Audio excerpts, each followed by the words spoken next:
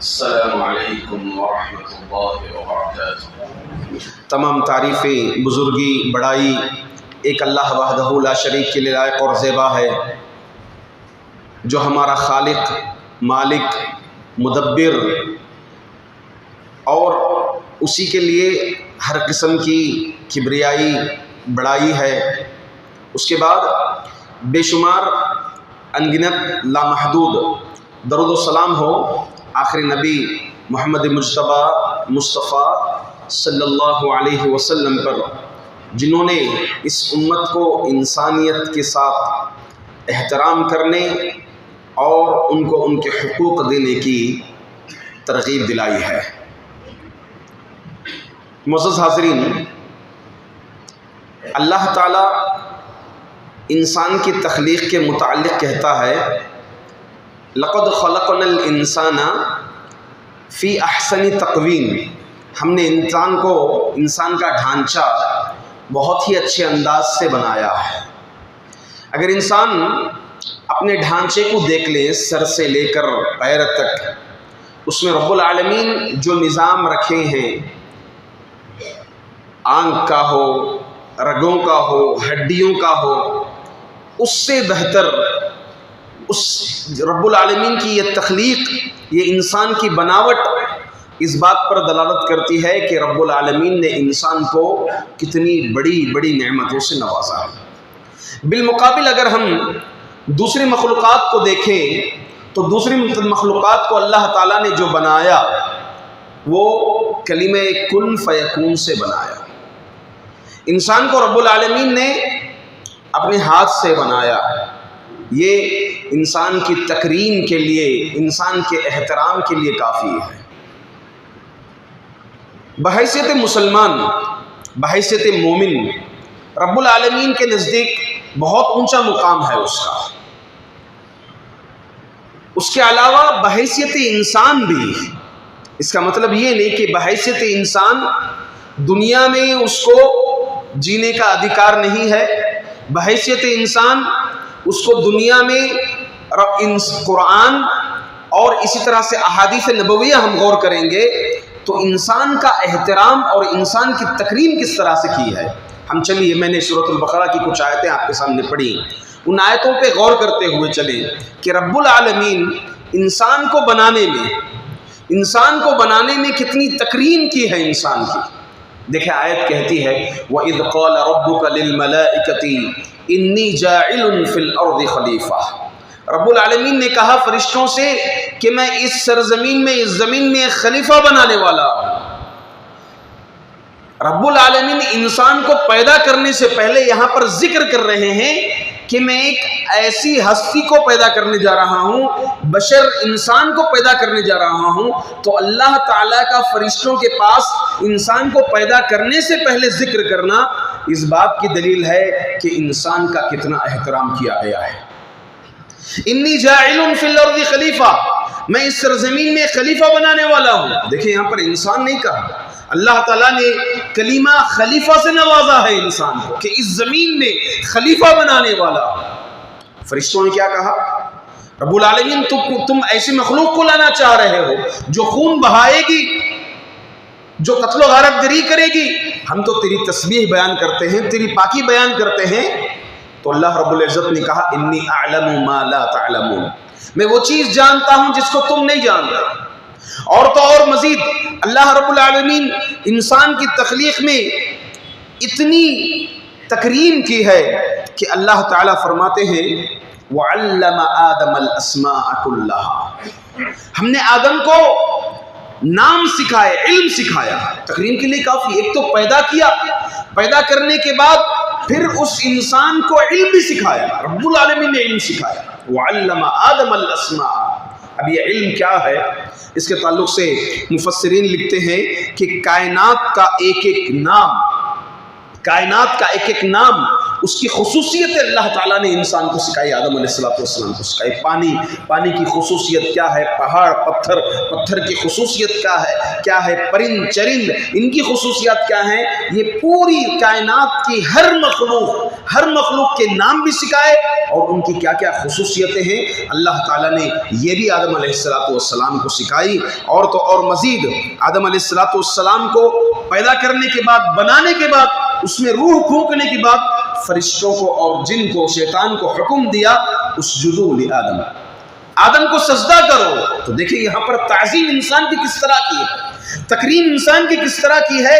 پیدا کیا اپنے ہاتھ سے، پیدا کرنے سے پہلے ذکر، اور انسان کو بنایا نہیں بلکہ ایک خلیفہ کو بھیجنے والا ہوں میں اس دنیا میں، اور تو اور مزید تعلیم بھی سکھایا. علم سکھانے کے بعد حکم دے رہے ہیں دیگر مخلوقات کو کہ آدم کے لیے سجدہ کرو. ہاں یہاں پر کلیئر ہو جائے معاملہ، یہ سجدہ سجدہ تعظیم ہے، سجدہ عبادت نہیں ہے. سجدہ تعظیم ہے، سجدہ عبادت نہیں. سجدہ عبادت اللہ رب العزت کبھی بھی کسی بھی نبی کو، کسی بھی امت کو حکم نہیں دیے سجدہ عبادت کا. سجدہ تعظیم کا اللہ تعالیٰ جیسے یوسف علیہ السلام کے لیے ان کے باپ، ان کی ماں اور ان کے 11 بھائیوں نے سجدہ کیا، وہ بھی سجدہ تعظیم ہے. مگر اس امت کے لیے وہ بھی منسوخ کر دیا گیا، اس امت کے لیے وہ بھی جائز نہیں. جیسا کہ ایک صحابہ رسول آئے، دیکھا کہ قیصر و کسریٰ کے بادشاہوں کو ان کے قومیں سجدے کر رہے ہیں، تو وہ آئے اللہ کے رسول صلی اللہ علیہ وسلم کے پاس ذکر کیا سجدہ کرنے کے لیے. تو آپ صلی اللہ علیہ وسلم نے فرمایا اگر سجدہ تعظیم اس امت کے لیے جائز ہوتا تو عورتوں کو حکم دیا جاتا کہ ان کے شوہروں کے لیے سجدہ کریں. مگر یہ بھی اجازت نہیں ہے شریعت میں، سجدہ تعظیم کی بھی اجازت نہیں ہے، سجدہ عبادت کی تو کبھی بھی اجازت ہی نہیں تھی. الغرض سجدہ کرنے کا حکم دیا، یہ بات اس بات پر دلالت کرتی ہے کہ انسان کی کتنی تکریم کی گئی اور اس کا کتنا احترام کیا گیا. مزید تو مزید جب ابلیس نے انکار کیا سجدہ کرنے سے تو اللہ تعالیٰ نے کہا لما خلقت بیدی، کہ میں نے جس کو اپنے دونوں ہاتھوں سے بنایا تو اس کا انکار کر رہے ہیں کہ جس کو میں نے اپنے دونوں ہاتھوں سے بنایا. تو گویا انسان کو رب العالمین نے اپنے دونوں ہاتھوں سے بنایا. یہاں پر یہ بھی ایک بات کلیئر کر لیں، یہ ہمارے عقیدے میں ایک بات بٹھا لیں اس عقیدے میں کہ اللہ رب العزت کے ہاتھ صفات ذاتیہ کہتے ہیں. ہاتھ پیر کا ذکر ہے، پنڈلی کا ذکر ہے. رب العالمین کے دیگر جو قرآن اور حدیث سے ثابت ہے ان کا جو ذکر ہے اس کو ہم ویسے ہی مانیں گے جیسے کتاب و سنت میں جیسے ذکر کیا گیا، نہ اس میں اضافہ کریں گے نہ اس کا انکار کریں گے. اگر ہم اضافہ کریں گے، انکار کریں گے، تعویلات کریں گے تو سمجھ جائیے توحید و اسماء و صفات کے معاملے میں اس عقیدے میں ہم گڑبڑا جائیں گے. اور کئی امتیں اور کئی قومیں جو ہے اس معاملے میں تعویلات کر کے، حذف و اضافہ کر کے گمراہ ہو گئی ہیں. الغرض قرآن کریم کی ان آیتوں پہ اگر ہم غور کریں تو رب العالمین نے انسان کی تکریم کتنی کی ہے، انسان کا احترام کتنا کیا ہے. مزید اگر ہم حدیث نبویہ پر بھی غور کریں، اللہ کے رسول صلی اللہ علیہ وسلم کیا حکم دیے. حجۃ الوداع کا خطبہ لے لیں آپ، جب کبھی بھی کوئی ایمان قبول کا ایمان لاتا تو اس کے ساتھ اللہ کے رسول صلی اللہ علیہ وسلم بیعت لیتے. کیا بیعت لیتے؟ اس بیعت میں سے ایک بات یہ بھی ہوگی کہ کوئی کسی کو ناحق قتل نہیں کرے گا، کوئی کسی کو ناحق قتل نہیں کرے گا. قرآن کہتا ہے وَلَا تَقْتُلُوا النَّفْسَ الَّتِي حَرَّمَ اللَّهُ إِلَّا بِالْحَقِّ، کسی نفس کو، کسی جان کو تم ناحق قتل مت کرو، بغیر حق کے تم قتل مت کرو. چاہے وہ مسلمان ہو چاہے وہ کافر ہو، کسی کو ناحق قتل کرنا یہ شریعت مطہرہ ہرگز و ہرگز اجازت نہیں دیتی. اللہ کے رسول صلی اللہ علیہ وسلم دو صحابہ اکرام اس حدیث کے راوی ہیں، فرماتے حضرت قیس اور حضرت سہل فرماتے ہیں کہ ہم قادسیہ مقام پر تھے، نبی اکرم صلی اللہ علیہ وسلم کے ساتھ ہم قادسیہ مقام پر تھے. اللہ کے رسول صلی اللہ علیہ وسلم بیٹھے ہوئے تھے کہ اچانک ایک یہودی کا جنازہ گزر رہا تھا، ایک یہودی کا جنازہ گزر رہا تھا. تو اللہ کے رسول صلی اللہ علیہ وسلم کھڑے ہو گئے. ہم نے کہا کہ اللہ کے رسول یہ یہودی کا جنازہ ہے. تو آپ صلی اللہ علیہ وسلم نے کہا الیست نفسا، کیا یہ یہودی کا جنازہ اگر ہے تو کیا وہ نفس نہیں ہے، کیا وہ انسان نہیں ہے؟ اللہ اکبر. دیکھیں قرآن کریم نے کیا کہا، سب سے بڑا دشمن لَتَجِدَنَّ أَشَدَّ النَّاسِ عَدَاوَةً لِلَّذِينَ آمَنُوا الْيَهُودُ وَالَّذِينَ أَشْرَكُوا. تمہارے اگر مومنوں کا سب سے بڑا دشمن ہے، قرآن کہتا ہے وہ یہود ہے، سب سے بڑا دشمن. سب سے بڑا دشمن یہود ہے. یہود کو قرآن نے سب سے بڑا دشمن کہا، باوجود اس کے اللہ کے رسول صلی اللہ علیہ وسلم یہود کا جنازہ آ رہا ہے تو آپ صلی اللہ علیہ وسلم انسانیت کا احترام کرتے ہوئے، انسانیت کی تقریر کرتے ہوئے آپ کھڑے ہوئے. کہا الیست نفسا، اگر یہودی ہے تو کیا وہ انسان نہیں ہے؟ کیا وہ نفس نہیں تھا؟ وہ مزید تو مزید اللہ کے رسول صلی اللہ علیہ وسلم یہ بھی دوسرے الفاظ میں، دوسرے احادیث میں فرماتے ہیں من قتل معاہدا لم يرح رائحة الجنہ وان ریحها یوجد مسیرۃ 40 عاما. جو کوئی کسی معاہد کو قتل کیا، کون معاہد؟ جس سے ہمارا معاہدہ ہو. اگر اسلامی حکومت ہو، اسلامی حکومت میں کافروں کے ساتھ ہمارا معاہدہ ہے، ایسے کافر کو اگر کوئی قتل کرے گا، اگر کوئی کافر کو قتل کرے گا، من قتل معاہدا لم يرح رائحة الجنہ، تو وہ جنت کی خوشبو تک بھی محسوس نہیں کرے گا. اور جنت کی خوشبو کے تعلق سے حدیث شریف میں کیا آتا ہے؟ وَإِنَّ رِيحَهَا يُوجَدُ مَسِيرَةَ 40 عَامًا، جبکہ جنت کی خوشبو 40 سال کی مسافت سے اس کی خوشبو محسوس ہوتی ہے. تو ایسا آدمی جو کسی کافر معاہد کو قتل کرے گا وہ جنت کی خوشبو تک بھی محسوس نہیں کرے گا. اللہ اکبر. ہمارے پاس کئی غلط فہمیاں ہیں. کچھ کافر ایسے سمجھتے ہیں جو صحیح معنی میں اسلام کو نہیں پڑھے، وہ یہ سمجھتے ہیں کہ اسلام کسی اور مذہب کو برداشت نہیں کرتا. یہ سمجھتے ہیں کہ اسلام کسی اور مذہب کو برداشت نہیں کرتا. نعوذ باللہ من ذالک. قل یا ایھا الکافرون، کیا کہتا ہے قرآن؟ لکم دینکم ولی دین، تمہیں تمہارا دین، ہمیں ہمارا دین. اسلام کیسے اسلام ہی ایک ایسا مذہب ہے جو تمام مذاہب کو برداشت کرتا ہے. اسلام ہی ایک مذہب ایسا ہے جو تمام مذاہب کو برداشت کرتا ہے.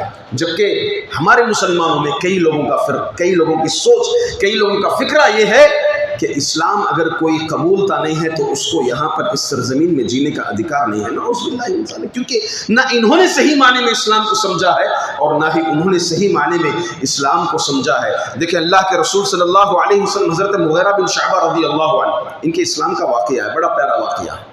یہ اسلام لانے سے پہلے ایک سفر پر تھے، ان کے ساتھ ابھی کفر میں تھے، اسلام میں نہیں تھے، کفر میں تھے. مغیرہ بن شعبہ رضی اللہ عنہ، ان کے ساتھ دو اور ساتھی تھے جو کافر تھے.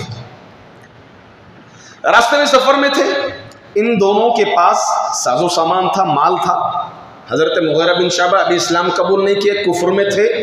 موقع پایا، موقع پا کر کے دونوں کو قتل کر دیا اور دونوں کا مال ہڑپ لیا. پھر کچھ دنوں کے بعد آئے، آ کر کے اللہ کے رسول صلی اللہ علیہ وسلم کے ہاتھ پر اسلام قبول کر لیا.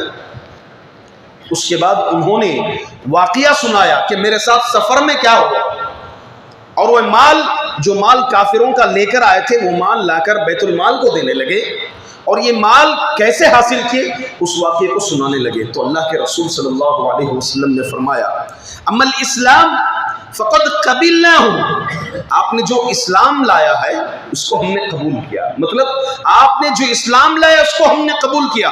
وَأَمَّا الْمَالِ فَإِنَّهُ مَالُ غَدْرٍ وَخِيَانَةٍ، اب رہا جو مال تم بیت المال کو دے رہے ہو وہ تم انسانیت کے ساتھ کھلواڑ کر کے وہ مال لائے ہو. ایسا مال ہمارے بیت المال میں اجازت نہیں ہے جو انسانیت کے ساتھ کھلواڑ کر کے لایا گیا ہو. ہم یہ اس مال کو قبول نہیں کریں گے. ایسا مال اسلام قبول نہیں کرتا کیونکہ انسانیت کے ساتھ کھلواڑ کیا گیا ہے ایسے مال. اللہ اکبر. آپ کا اسلام قبول ہے کیونکہ الاسلام یہدم ما کان قبلہ، اسلام پچھلے جتنے بھی گناہ ہیں ان تمام گناہوں کو اسلام مٹا دیتا ہے. مگر جو تم انسانیت کے ساتھ غداری کر کے تم جو مال لائے ہو اس مال کو ہم ہرگز بہرگز قبولنے والے نہیں ہیں. اور تو اور مزید اللہ کے رسول صلی اللہ علیہ وسلم ایک اور حدیث میں انسانیت کا احترام کرنے اور انسانیت کی تکریم کرتے ہوئے فرمایا من فرق بین والدۃ وولدها فرق اللہ بینہ وبین احبتی یوم القیامہ. غلام ہوتے ہیں، غلامی کا دور تھا، عہد نبی صلی اللہ علیہ وسلم سے پہلے سے غلامی کا دور تھا، بنو اسرائیل وغیرہ اس دور سے غلامی کا دور تھا. اسلام آیا، اسلام کی بہت بڑی نعمت ہے. اسلام کی بہت بڑی نعمت ترغیب دلا کر کے احادیث میں کہ جو کوئی یہ عمل کرے گا ایک غلام آزاد کرنے کا ثواب ملے گا، جو کوئی غلام کو آزاد کرے گا اس کے لیے فضیلتیں، ہاں اپنے ماتحتین پر زیادتی نہ کرنے کی ترغیب، یہ تمام احادیث دیکھیں کچھ ہی عرصوں بعد جو ہے غلامی کا سسٹم ہی ختم ہو گیا۔ اسلام آیا غلامی کا سسٹم ختم کر دیا۔ دیکھیں اور مزید ان غلاموں کے ساتھ کتنا اچھا سلوک کیا گیا ہے۔ فرمایا اللہ کے رسول صلی اللہ علیہ وسلم آپ کے پاس ایک غلام ہے، شادی شدہ ہے، اس کے بچے بھی ہیں، اب مالک کا اختیار ہے اس بچے کو بھی بیچ سکتا ہے، وہ باپ کو بھی بیچ سکتا ہے۔ تو اللہ کے رسول صلی اللہ علیہ وسلم فرما رہے اب بیٹے اور باپ کی محبت ہوتی ہے، دونوں غلامی میں ہیں۔ فرمایا من فرق بین والد و ولدہا، جو کوئی اپنے باپ کو بیٹے سے الگ کرے گا، فرق اللہ بینہ وبین احبتہ یوم القیامہ، تو اللہ تعالیٰ قیامت کے دن اس کو اور اس کے محبوب کے درمیان تفریق کر دے گا۔ اللہ اکبر، چاہے وہ غلام کافر ہی کیوں نہ ہو، چاہے وہ غلام مسلمان ہی کیوں نہ ہو، کوئی بھی باپ بیٹا یہ دونوں کو اگر تم الگ کرو گے، بیچ دو گے، اختیار ہے اس کا، مالک ہے، اختیار ہے، چاہے تو بیچے چاہے تو نہ بیچے، مگر اللہ کے رسول صلی اللہ علیہ وسلم نے یہاں تک ترغیب دلائی بحیثیت انسان کہ ایک باپ کو بیٹے سے اگر تم جدا کرو گے کل قیامت کے دن اللہ تعالیٰ تمہارے محبوب اور تمہارے درمیان جو ہے تفریق ڈال دیں گے۔ اس اعتبار سے اسلام نے انسانیت کا کتنا احترام کیا ہے۔ مزید یہ تو زندہ ہوتے ہوئے، مرنے کے بعد بھی یہ جو شریر ہے، یہ جو شریر ہے انسان کا شریر، اس کی قدر کرنے کی، اس کی قدر کرنے کی اسلام نے ترغیب دلائی ہے۔ چنانچہ اللہ کے رسول صلی اللہ علیہ وسلم فرماتے ہیں کسر عظم المیت ککسرہ حیا، غسل دیتے ہو تم، غسل دیتے وقت ہڈیاں مضبوط ہو جاتی ہیں، ہاں غسل دیتے ہاتھ اٹھاتے ہیں پیر اٹھاتے ہیں مضبوط ہو جاتی، ہلتی نہیں، جیسے انسان زندہ ہوتے ہوئے ہلتے ہوئے سے نہیں ہلتی۔ فرماتے ہیں ویسے سمے بھی مردہ ہے شریر مردہ ہے، ایسے سمے بھی اگر تم غسل دے رہے ہو انسان کے شریر کو غسل دے رہے ہیں تو ایسا نہیں ہونا کہ ہڈی توڑ جائے۔ فرمایا اگر کوئی مردہ انسان کی ہڈی توڑے گا گویا کہ اس نے زندہ انسان کی ہڈی توڑی۔ اللہ اکبر، مردے انسان کی ہڈی توڑنا جائز نہیں ہے تو پھر زندہ انسان کی ہڈی، اللہ اکبر، بدرجہ اولا توڑنا جائز نہیں ہے۔ تو دیکھیں اس کی عیب چھپانے کی، جیسے زندہ انسان کا عیب چھپانا ہے ویسے ہی مردے انسان کا بھی عیب چھپانے کی تلقین ہمارا اسلام نے کی ہے۔ اور تو اور اسلام آنے سے قبل بلکہ اسلام آنے کے بعد بھی آپ اگر زمانے جاہلیت کی جنگیں دیکھیں گے، خود جنگ احد بھی آپ دیکھ لیں، ہوتا یہ تھا کہ دو قومیں لڑتی تھیں، جنگ کرتی تھیں، جیتنے کے بعد جو مردے انسان ہوتے تھے ان کے عضو کے ساتھ کھلواڑ کیا جاتا تھا، ہاتھ کاٹ دیا، مسلح بولتے اس کو، ہاتھ کاٹ دیا جاتا، پیر کاٹ دیا جاتا، اس کی انگلیاں کاٹ دیے جاتے اور عضو کو الگ کر کے بتا کے تماشا کرتے تھے پہلے زمانے جاہلیت میں۔ حتیٰ کہ اسلام میں جنگ احد دیکھ لیں آپ، حضرت حمزہ رضی اللہ عنہ کے متعلق کیا آتا ہے کہ حمزہ رضی اللہ عنہ شہید ہو گئے جنگ احد میں۔ ہندہ رضی اللہ عنہ، تاریخ میں آتا ہے ہندہ رضی اللہ عنہ ابھی اسلام قبول نہیں کی تھی، حضرت حمزہ رضی اللہ عنہ کا سینہ چیر کر کے کلیجہ تک نکالا گیا، یہ تک بھی ذکر ملتا ہے۔ تو ایسا کھلواڑ زمانے جاہلیت میں ہوتا تھا کہ مرے ہوئے انسان جو جنگ میں مر جاتے تھے ان کے عضو کاٹ دیا جاتا تھا، کاٹ کر کے تماشے کیے جاتے تھے اور یہ عضو کو لے کر آنے کو ایک بہت ہی بڑا کمال سمجھتے تھے، جنگ کی فتح کی علامت ہوا کرتی تھی۔ اسلام آیا، اس مسئلہ سے منع فرمایا۔ اللہ اکبر، مر گیا، شہید ہو گیا، مر گیا انسان، اگرچہ کافر ہی کیوں نہ ہو، مر گیا اگر جنگ میں، تو اس کے عضو کو کاٹنا یہ قطعاً ہمارا اسلام اجازت نہیں دیتا تھا۔ فرماتے ہیں اللہ کے رسول صلی اللہ علیہ وسلم اخرجوا بسم اللہ لا تغدروا ولا تغلوا ولا تمثلوا ولا تقتلوا الولدان ولا اصحاب الصوامع، کہ جاؤ، جنگ کا طریقہ کار ہوتا تھا، جنگ کا جو طریقہ کار ہوتا تھا اس میں بھی اتنی پیاری آداب ہیں، اتنے پیاری تعلیمات ہیں کہ اللہ کا نام لے کر کے جاؤ، کسی آدمی جو عہد کیا ہوا ہے اس کو قتل نہیں کرنا، جو عبادت گزاری میں بیٹھا ہوا ہے اس کو قتل نہیں کرنا، عورتوں کو قتل نہیں کرنا، بچوں کو قتل نہیں کرنا اور مسلح نہیں کرنا۔ مسلح نہیں کرنا یہ ہماری شریعت مطہرہ تعلیم دیتا ہے کہ کسی کے ساتھ مسلح ہرگز نہ کیا جائے۔ کتنے قیدی آئے، کتنے قیدی آئے، آپ دیکھیں۔ اس کے برعکس حضرت خبیب رضی اللہ تعالیٰ عنہ کے شریر کے ساتھ کیسا کھلواڑ کیا گیا. آپ اسلام لائے, آپ کو قید کر کے مکہ لے جایا گیا. لے جائے جانے کے بعد مکے کو آپ کو باندھ کر کے تیریں برسائی گئی. لہو لہان ٹپک رہا ہے, لہو ٹپک رہا ہے, خون بہ رہا ہے. ایسے موقع پر تمام کافر ہنستے ہیں, جبکہ جو ہے اسلام میں ایسے کتنے موقع نہیں آئے. بدر کا موقع آیا, بدر میں 70 شہید آئے. احد کا موقع آیا, کچھ قیدی اس میں بھی آئے. دیگر آپ دیکھیں گے جنگوں میں کتنے قیدی نہیں آئے کافروں کے. کبھی بھی ایک قیدی کے ساتھ ناروا سلوک ہمارا اسلام ہرگز نہیں کیا. آپ کو ایک اور بار بتا دوں میں کہ جتنے بھی قیدی آئے, تاریخ بتاتی ہے, تاریخ گواہ ہے, الا ماشاء اللہ, جتنے بھی قیدی, چاہے وہ بدر میں آئے, حنین میں آئے, دیگر جنگوں میں آئے, جتنے بھی قیدی کافر آئے, وہ مسلمانوں کے, پہلے قید خانہ نہیں تھا مدینے میں, قید خانہ نہیں تھا. کیا تھا قید خانہ؟ کوئی 70 اگر قیدی آ گئے تو کوئی 3 قیدیوں کو لے گیا, کوئی 2 قیدیوں کو لے گیا, کوئی 5 قیدیوں کو لے گیا, اپنے گھر میں رکھا کرتے تھے. بس جتنے بھی قیدی گئے گھروں میں, مسلمانوں کا رہنے کا انداز, ان کا طرز, ان کی تلاوت, ان کا ایک دوسرے کا باپ کا احترام, بیٹے پر شفقت, یہ اخلاق گھروں میں قیدی دیکھ کر کے تاریخ کہتی ہے کہ جتنے بھی قیدی گئے کوئی ایک بھی بغیر اسلام کے نہیں رہا. سبوں نے اسلام قبول کر لیا بعد میں.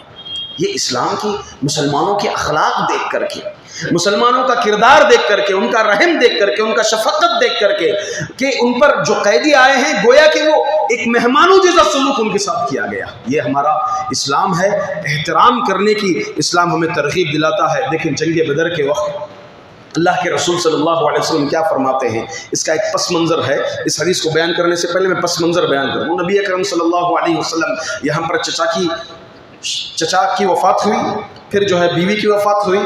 اس کے بعد آپ گئے طائف لوگوں کو اسلام کی دعوت دینے کے لیے گئے. کیا کیا لوگوں نے؟ برا سلوک کیا, ناروا سلوک کیا, پتھر پھینکے آپ پر, یہاں تک کہ آپ لہو لہان ہو گئے. جب آپ واپس مکے کے اندر انٹر ہو رہے تھے, مکے میں اعلان ہو گیا کہ محمد صلی اللہ علیہ وسلم کو مکے میں انٹری نہیں دیں گے. اگر وہ مکے میں آئیں گے تو اس کو ہم قتل کر دیں گے.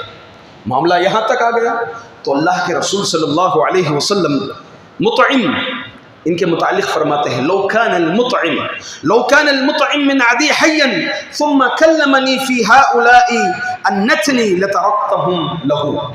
فرماتے اللہ کے رسول صلی اللہ علیہ وسلم مطعم کے پاس انہوں نے ایک بات پہنچائی کہ آپ میری امان لے لیں, کیونکہ مطعم کے ساتھ اللہ کے رسول صلی اللہ علیہ وسلم کے تعلقات تھے. مطعم کے پاس جب یہ بات آئی تو مطعم اپنے بچوں کو بھیجا مکے کے باہر, اور اللہ کے رسول صلی اللہ علیہ وسلم کے اطراف و اکناف تلواریں لے کر کے نکلے بچے. کہا کہ اگر کسی نے محمد کو مکہ آنے سے روکا وہ ہم سے بچ نہیں پائے گا. اتنا بڑا احسان. اللہ کے رسول صلی اللہ علیہ وسلم مکے کے اندر آ گئے, مکے میں آ گئے. یہاں پر پھر بدر ہوئی, مدینہ ہجرت کر کے گئے آپ. بدر میں 70 قیدی آئے. اللہ کے رسول صلی اللہ علیہ وسلم دیکھیں یہ احترام کرتے ہوئے, اس احسان کو یاد رکھتے ہوئے نبی اکرم صلی اللہ علیہ وسلم فرماتے ہیں لو کان المطعم, اگر مطعم بن عدی ہوتے پھر ان لوگوں کے بارے میں سفارش کرتے, ثم کلمنی, اگر مجھ سے بات کرتے کہ ان لوگوں کو چھوڑ دے, لترکتہم بھی, میں ان کو ایسے ہی چھوڑ دیتا, کیونکہ مطعم کا جو احسان مجھ پر ہے, انہوں نے بحیثیت انسان جو میرے ساتھ احسان کیا ہے, وہی احسان کا بدلہ میں یہ دیتا کہ مطعم ایک بات کرتے, ان 70 کے 70 قیدیوں کو میں ایسے ہی چھوڑ دیتا. اللہ اکبر. یہ ہے تکریم, یہ ہے احترام.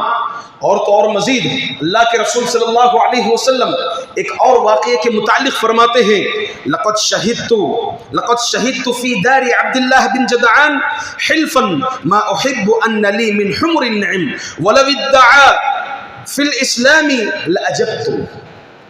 ایک اور واقعہ ہے, اس حدیث کو بولنے سے پہلے میں آپ کو پس منظر سنا دیتا ہوں. حلف الفضول, مکے کے اندر حلف الفضول, آپ سیرت کی کتاب میں ایک واقعہ ہی دیکھیں گے, ایک حصہ دیکھیں گے, ایک مضمون.